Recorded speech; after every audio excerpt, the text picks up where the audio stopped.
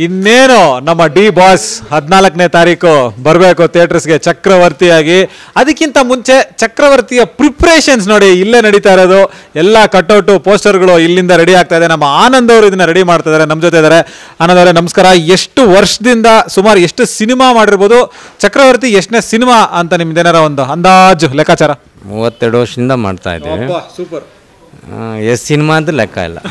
ನಿಮಗೆ 32 ವರ್ಷ ಅಂತ ಅನ್ನಿಸ್ತಾ ಇದೆ ನನಗೆ. ಎಷ್ಟು ವಯಸ್ಸು ನಿಮಗೆ? 42. ಸೊ ಇವರು 10 ವಯಸ್ಸಿದ್ದಾಗಿಂದ ಸಿನಿಮಾ ಕೆಲಸಗಳನ್ನ ಪೋಸ್ಟರ್ಗಳನ್ನ ಮಾಡ್ತಿದ್ದಾರೆ. ಸೊ ಈಗ ಚಕ್ರವರ್ತಿ ಅಂತ ಬರೋದಾದ್ರೆ ಎಷ್ಟು ಕಟ್ಔಟ್ಸ್ ರೆಡಿ ಆಗ್ತಾ ಇದೆ, ಎಲ್ಲೆಲ್ಲಿ ಹೋಗ್ತಾ ಇದೆ, ಏನೇನು ಆಗ್ತಿದೆ? 125 ಮೇಲೆ ಹೋಗ್ತಾ ಇದೆ. 125 ಕಟ್ಔಟ್. ಸೊ ಇವಾಗ ಸಂತೋಷ್ ಥಿಯೇಟರ್ ಮೇನ್ ಥಿಯೇಟರ್ ಅಲ್ಲಿ ಎಷ್ಟು ಅಡಿ ಇದೆ? 72 ಅಡಿ ಕಟ್ಔಟ್. ಸೊ ಇದನ್ನ ನೋಡೋದು ಯಾವಾಗ? ಎಸ್ ಆಬ್ವಿಯಸ್ಲಿ 14ನೇ ತಾರೀಕು ಚಕ್ರವರ್ತಿ ನಮ್ಮ ಮುಂದೆ ಬರ್ತಿದ್ದಾರೆ. ಅಣ್ಣ ಎಷ್ಟು ಜನ ಕೆಲಸ ಮಾಡ್ತಾ ಇದ್ದಾರೆ, ಎಷ್ಟು ದಿನದಿಂದ ಈ ಕೆಲಸ ನಡೀತಾ ಇದೆ ಚಕ್ರವರ್ತಿ? ಒಂದು 2 ತಿಂಗಳಿಂದ ನಡೀತಾ ಇದೆ. ಎಲ್ಲ ಒಂದು 45 ಜನ ಕೆಲಸ ಮಾಡ್ತಾರೆ.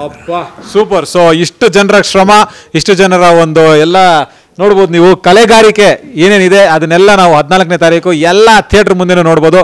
ಆನಂದಣ್ಣ thank you so much. Super. ನಿಮಗೆ ನಿಮ್ಮ ಟೀಮ್ಗೆ ಇದೇ ರೀತಿ ನಡೀತಾ ಇರಲಿ. ಯಾಕೆಂದರೆ ಹೀರೋಗಳಿಗೆ ಕಟ್ಔಟ್ ಎಷ್ಟು ಮುಖ್ಯನೋ ಆ ಕಟ್ಔಟ್ ನಿಲ್ಸೋರು ಅಷ್ಟೇ ಮುಖ್ಯ ಆಗ್ತಾರೆ.